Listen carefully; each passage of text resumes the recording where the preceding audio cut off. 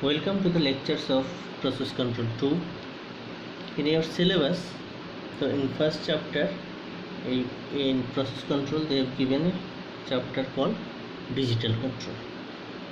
So it is the first part of this subject. So in Digital Control we will see briefly what is the uses of the digital control system. Prior to that, we need to understand that as introduction, the classification of control systems on the basis of types of signals found in the different types of systems are of continuous time systems and discrete time systems. Now these discrete time systems we will discuss. So it is under the digital control. Now what is there in continuous time signal? You see in continuous control system,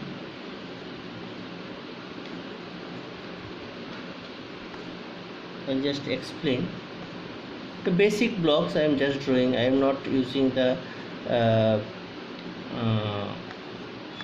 final control element, measurement system, other things. The basic blocks I am just showing. So this is your say output CT, this is your reference input RT, this is your system, and as you are knowing that this is the measurement signal, and this is plus, this is minus, so it is the error, and this is called the analog controller.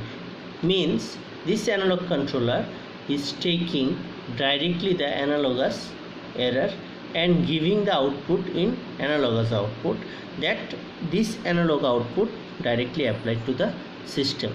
Yes, in between final control elements are there. I have not shown in this block diagram. A basic block diagram showing the system is there, some measurement unit is there. It is unity feedback. Just consider it is some measurement unit is there. After that the error has been generated. This is the reference signal. After that you have used the directly analog control. So it is the analog control system. Now what is there in the digital control system? So in digital control system we will see this system. This is your output, unity feedback, reference signal, error has been generated. After this it will go through a sampler and hold circuit. Sampler and S and H I have written. This is sampler and hold circuit. After that we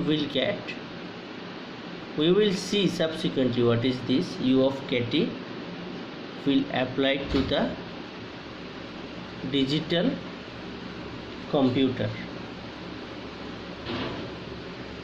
will apply to the digital computer. Digital computer will give you a output, digital output. That digital output will go to digital to analog converter and hold circuit. This output will be applied to the system. Now what are the things we have seen? Sampler and hold and ADC in this block. Okay, what is there in this block?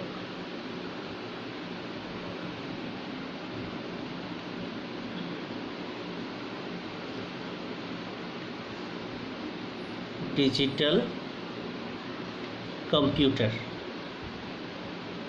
and in this block it is digital to analog converter and hold circuit. Sometimes it is required, sometimes it is not required in this block, and this is your system. Thing is that we are discretizing the value the measurement is analogous, error has been generated analogous. Now my computer is digital, so it cannot understand the analog signal. This error is an analog signal, so this analog signal has to be converted to digital signal. For conversion of that, we are using this sampler and hold circuit and ADC. Sampler and hold, this combination will be added with analog to digital converter, will convert the analogous error signal to a discrete time signal. This discrete time signal will be applied to the digital signal.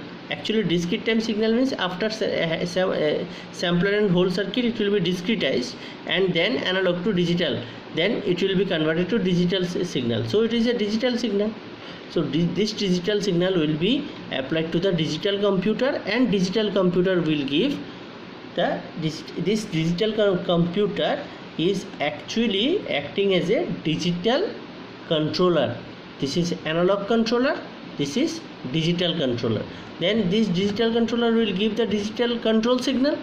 This digital control signal is G of KT, that will be converted to analog signal using digital to analog converter. This is the digital to analog converter circuit and hold circuit along with hold. So it will be converted to analog and it will be applied to the system, and you will get the analog output again.